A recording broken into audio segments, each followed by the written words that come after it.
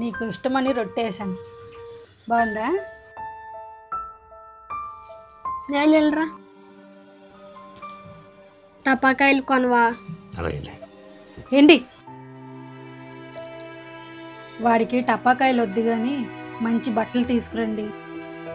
సంవత్సరం అయిపోయింది వాడికి కొత్త బట్టలు కొని. సరే.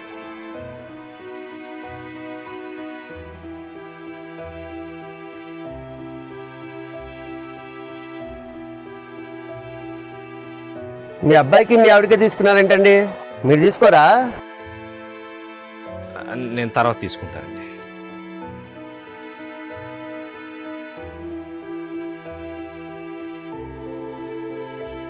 అమ్మా నాన్న ఇంకా రాలేదేటమ్మా. వస్తారు నాన్న. శ్యామ్ నాన్న, ఇగో వాడికి టపాకాయలు, నీకు చీర, వాడికి బట్టలు. నాకెందుకండి చీర? వాడికే కాదు నీకు కూడా సంవత్సరం నుంచి బట్టలు కొనలేదు, అందుకే చీర కొన్నాను. మిగిలిన డబ్బులు ఉంచు. హై టపాస్కాయలు. థ్యాంక్ యూ నాన్న. ఇదిగో నీ బట్టలు. హై నీతో పాటు నాకు చేరుకున్నారు డాడీ. బాగుందమ్మా. నాన్న కొనుక్కోలేదురా. అవునా? ఇప్పుడు ఏం చేద్దాం? మీకోసం కూడా కొత్త బట్టలు. మీరు మా కోసం ఆలోచించినప్పుడు నేను మీకోసం ఆలోచించిన. మీరు ఇచ్చిన డబ్బుల్లో కొంచెం కొంచెం డబ్బులు దాచి ఈ బట్టలు కొన్నాను.